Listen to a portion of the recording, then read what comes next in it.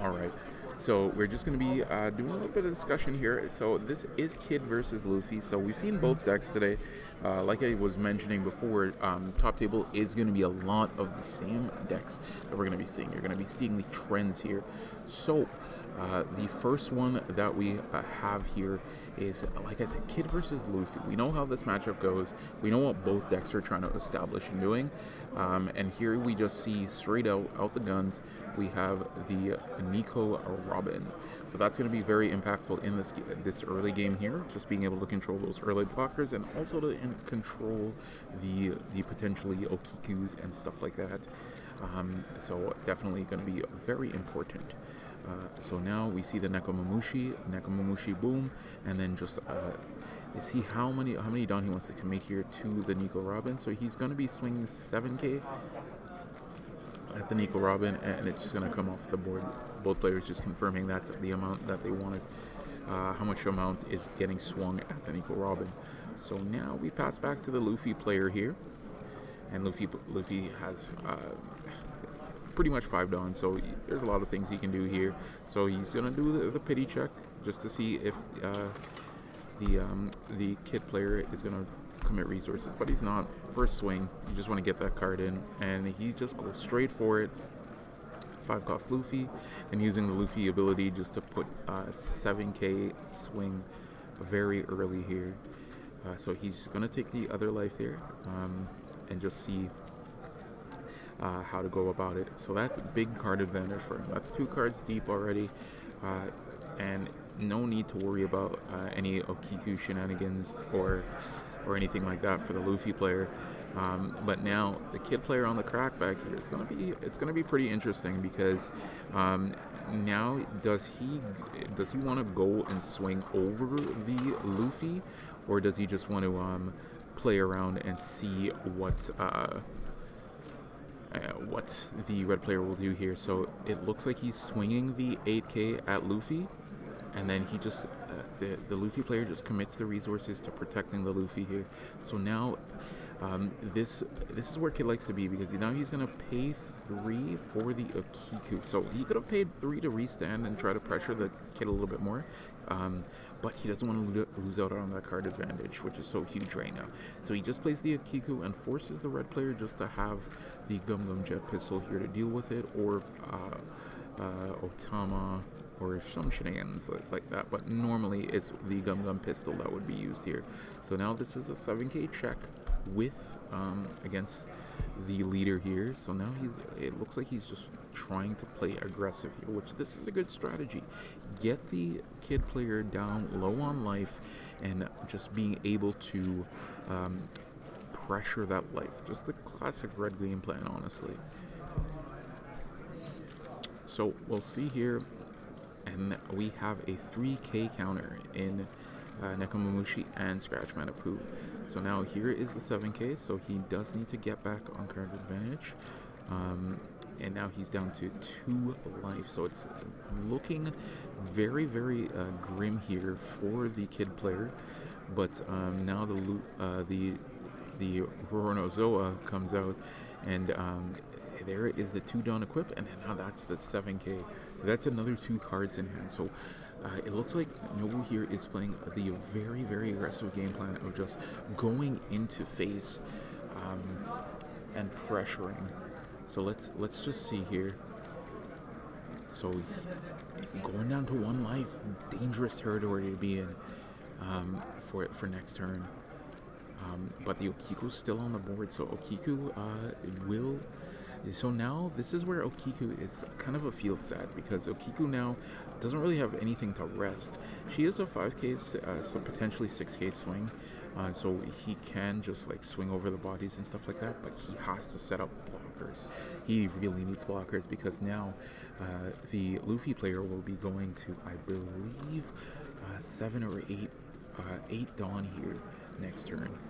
I could be mistaken, but he will be in the driver's seat, so a Shanks here could be huge, because now that there's only 3 Dawn left, you're more than likely going to see the 1 cost or even the 2 cost blockers, and then basically what's going to happen from there is Shanks is just going to be like, I'm chilling, I'm swinging over those anyways, right? So we'll definitely see here how he goes.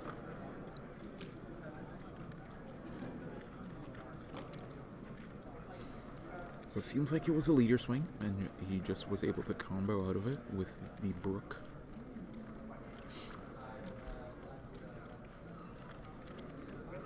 Alright, and there is the killer, and there's the Capone Beige. So now the Luffy player, Nobu, is in the driver's seat, because now he still has the body on board, and he still has 3 potential swings here, if not more. So what can happen here is blockers are very interesting, because now the killer is a blocker where killer you have to attach the Dawn so you can get the value from getting the card draw, but because there's no Dawn attached, Nobu's just going to play it safe here and try to clear the board a little bit. So he was able to get the Capone Beige there just by equipping the Dawn onto Zoro and swinging, which sometimes is just good because that's a 7k swing, so you have to respect it. So now it's on the kid right here to determine if he wants to be able to block that, and then what's going to happen is Luffy probably has a way of just swinging over the Okiku, or does he just let it go through and just let the Okiku go away? But that's not what you really want to do here. You really need that Okiku. So yeah, he definitely is going to have to say, alright, I'm just going to have to use the killer as a blocker and call it a day. So now you see the other Zoro coming out here, and now he's just going to equip everything and just go to town. But the question is, do you swing at the Okiku, or do you just do that commitment there, or do you just swing at life just to get the damage in? Because swinging at life is huge, because that now puts him to potentially 0 life. So next turn he won't be able to set up blocker, because more than likely there's a Shanks looming around here, or he can just yep. And then there you see the double 2k counters in the Scratch Manapoo. Holy, we're still on the 2k counter. Someone said it earlier, we should just name this tournament the 2k counter tourney.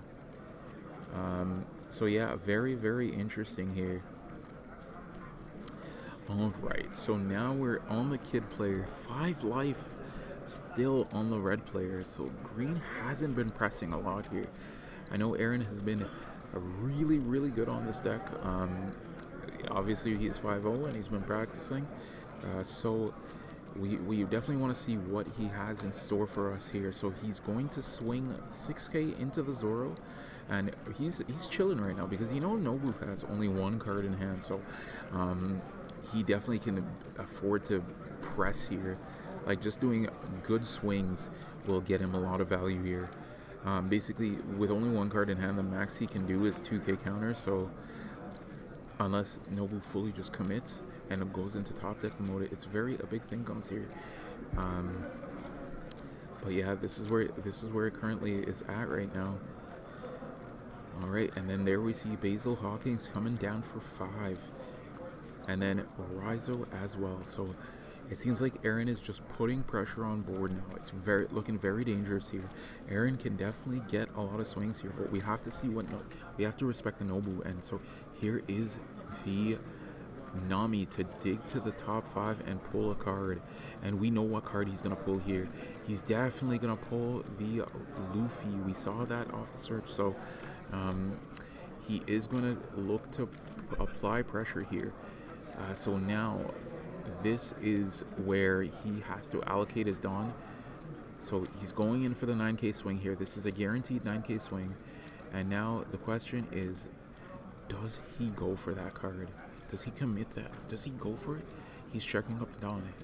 5k, potentially 6k, and he's going for it. So 5 Dawn there, and then the 1. So that's a 7k swing. Now where is he going with it? Does he go for game? Does he go after the Okiku? Does he take the chance? Because, yep, he's going for leader. If he has it, he has the counter. Yep, and then that's the GG. Nobu has got it, ladies and gentlemen. He took the gamble and he went for it. That was a good game. Good game from Nobu there. Just being completely disrespectful with the swings there. He just played the traditional red game plan. Sometimes that's what you got to do as red. Kid is a deck that gains a lot of value just by playing the tempo game, and just being able to go burr with red is sometimes all you need to do. That's all you need to do, folks.